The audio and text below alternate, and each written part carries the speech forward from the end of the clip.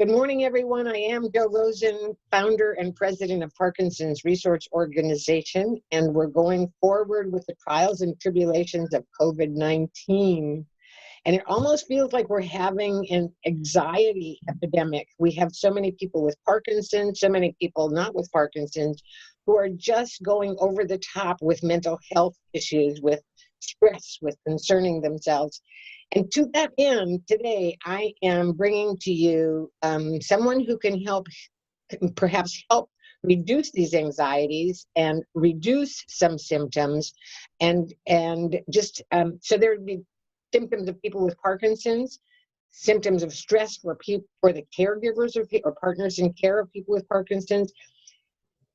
Just a plethora of things that they can help with, I'm only sure. So please this morning welcome Paul Cotterell, who is the general manager of The Leaf, which is an upstanding and outstanding looking dispensary on El Paseo right here in Palm Desert.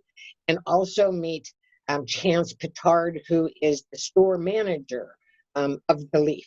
Welcome to both of you. Thank you, Joe. Thanks for having us. Thanks for having us. So let's talk medical marijuana. Is there really such a thing as medical marijuana, or is this just something we've called and then we laughingly say it's medical marijuana, and that's just a way of using marijuana recreationally? Well, I find that there's an absolute efficacy with using medical cannabis.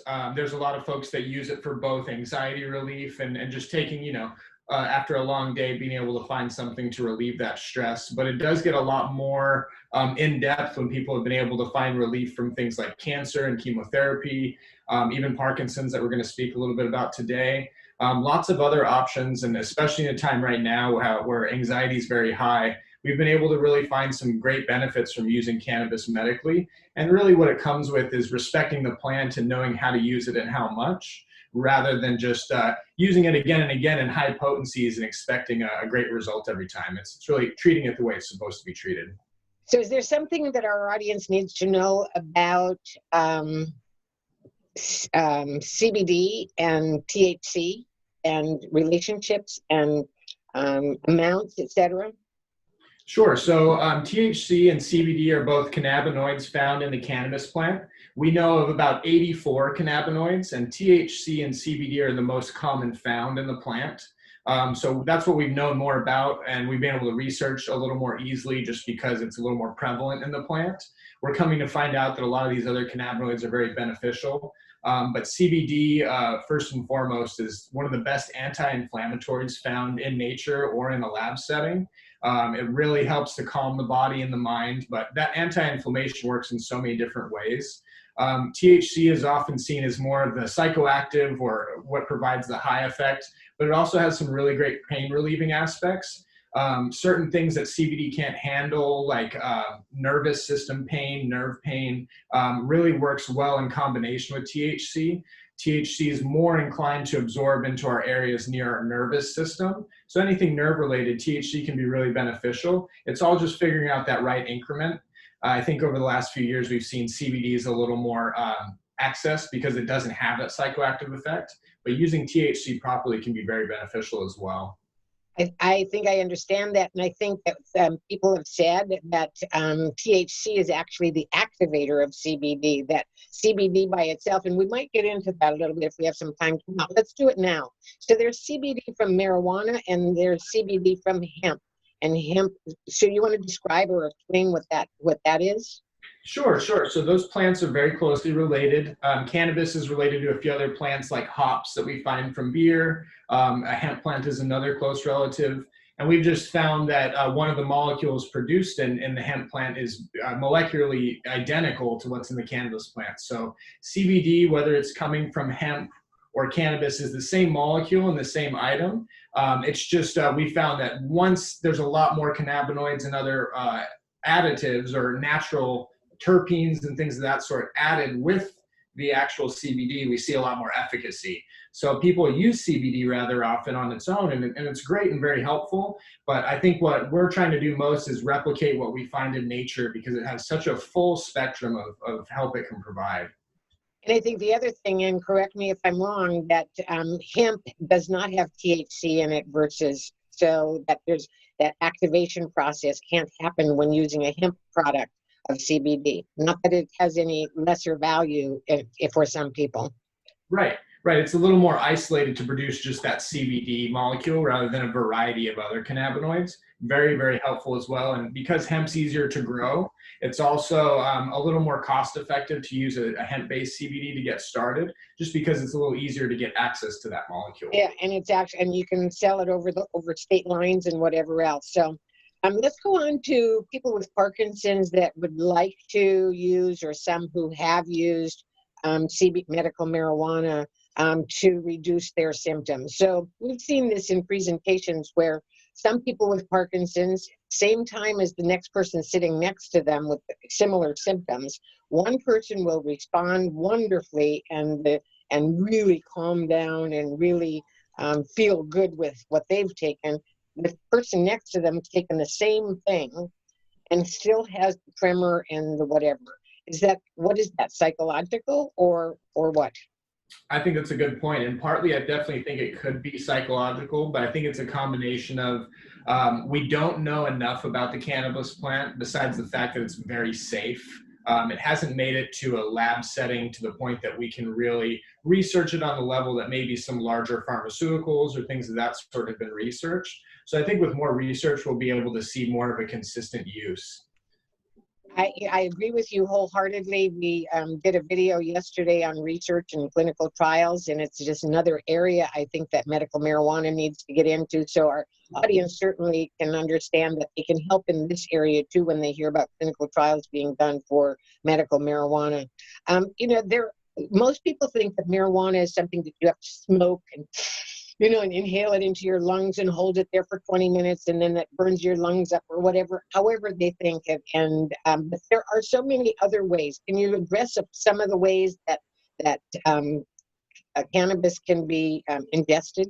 Absolutely. When cannabis is inhaled, it's very fast acting, so people like to use it. But I think especially now, during the times of COVID and things of that sort, we want to stay away from anything besides oxygen that we're inhaling, of course. So there's a lot of other great delivery systems through cannabis. One that we talk about a lot here are sublingual or under the tongue tinctures.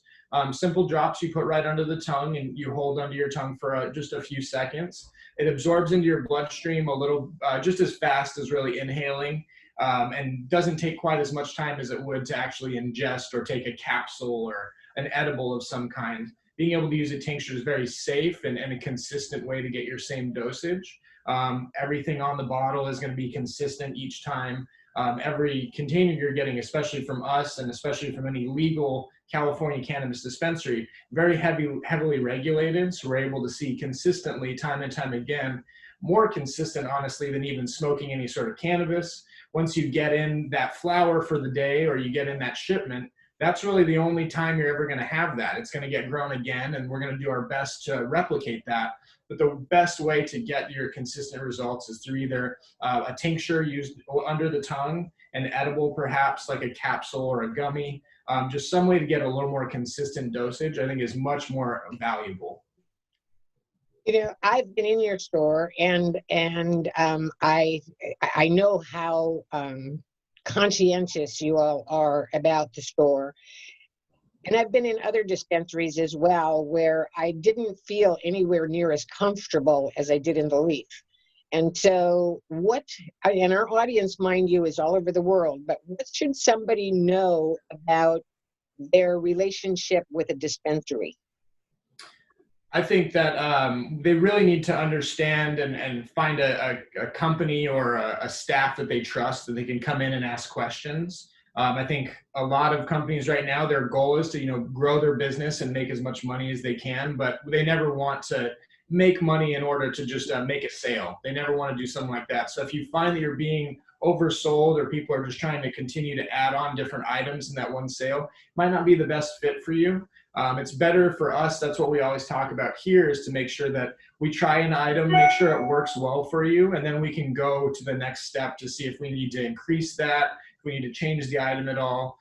There's really no need. I'd much rather have you come back again and again, Joe, than me have you see one time and me load you with a bunch of products that may or may not work. And I think it's really the attention to detail and the respect they're putting into the plant will really make a big difference. I agree with that 100%, and I know that's why you're successful. But one of the other things that people have approached us with is that they buy $100 product and it doesn't work for them, and they can't take it back. Are there such things as samples? So we're not legally allowed to give anything away for free, but there are some options that we can get a low-cost item. Sometimes we give items out at, a value of $1 or less than $5 to try a product to see if it works first.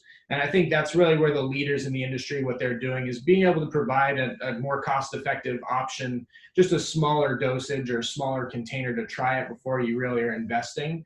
And we always try that as well. If we have a smaller bottle that's for sale, we always recommend that first before investing in the medium, large, all these larger sizes that might be a little more costly. We want to make sure it's working. So samples are becoming more prevalent, and especially with wellness products like tinctures and rubs, a little more accessible. And it just gives you a better idea of what you're going to be purchasing. I'm so proud to have you guys with me this morning, and I'll get to you in a second, Paul. There is another wellness villager that after we finish the video today, I'm going to put you in touch with, because I think that there's a really fine relationship. And so in the wellness village that we have on our website, everybody needs to know that not only is it a resource for people with Parkinson's and their caregivers, but it's really a phenomenal networking or resource situation for each of the caregivers. And we work hard to keep those relationships going so everybody knows how to work with each other through it takes a village to help the Parkinson's world. So Paul, you're a terrific general manager. How long have you been in the marijuana world? Interestingly enough, I actually come from more of a food and beverage background. So we've noticed as far as operations of the store, there's so many similarities between what we did in food and beverage. So it made a lot of the, as far as our systems and operations in the store, very similar. To maximize efficiency, make sure people are treated exceptionally. A lot of those qualities customer service specifically, we brought into the store. So, but cannabis specifically about 2.5 years now. Okay, you do a terrific job. And so is there anything that either of you think that I didn't ask this morning that you think our audience should want to know? Well, I think number one is, I think it's always great, and I think Chansce will back me on this, is that for anybody that has questions and concerns or anything, come to the store.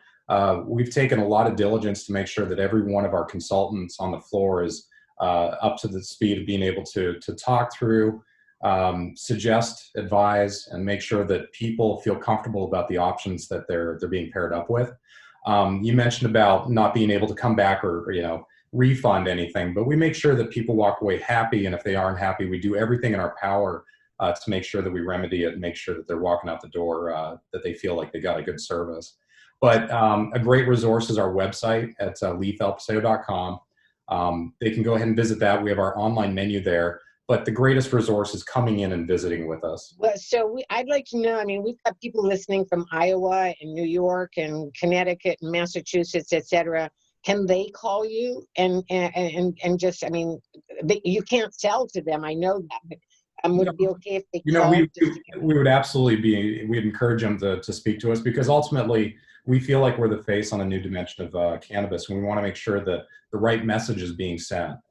So that's important for us. So if it means taking a few minutes of our time to answer their questions, we're absolutely up for it. And hopefully if they ever visit the area, they can come see us in person. Exactly. So you're in the Wellness Village, which is on our website. So anyone, and that will be on our video today, so you know how to go to the Leaf in the Wellness Village. Their phone number is there. Their address is there. Feel free to get in touch with them with your questions on how to use medical marijuana, or what is the concern that you have. I think so many people are just afraid of it because of how some of us were brought up, that it's a nasty, naughty thing and we shouldn't be using it. And yet some of us who have decided to take that old myth and put it on the side and be able to use it on a medicinal way. For me, I'll tell you guys, it was real simple to get involved. When I had colon cancer about 5 years ago, one of the recommendations was that I start on Rick Simpson oil. as part of my nutritional supplements.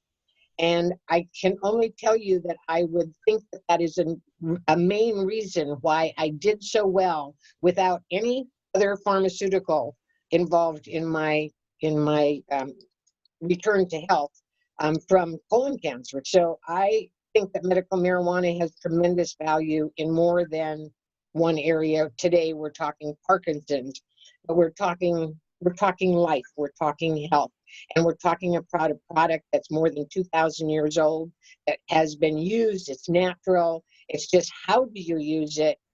When do you use it?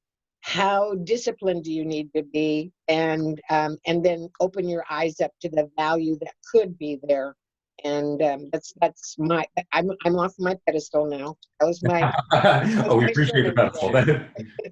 Joe, one more resource that I think your base might like to hear about is that on our website we have a lot of blogs, and we've written about specific instances that might be able to relate to some of your listeners and viewers. Okay, so and they can go through the Wellness Village and get directly to your website. So they don't have to have a bunch of information. All they have to know is parkinsonsresourceorganization.org. Go on there, go to the Wellness Village, find, if you search for marijuana, these guys are going to come up. So I am so grateful to you, to both of you this morning.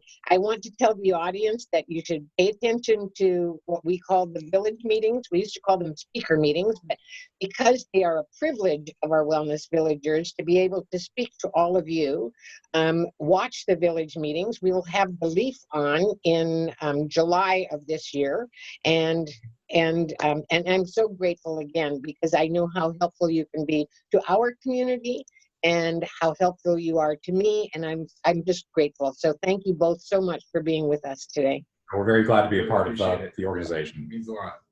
Thanks again. See you soon. Great. Thanks, Joe.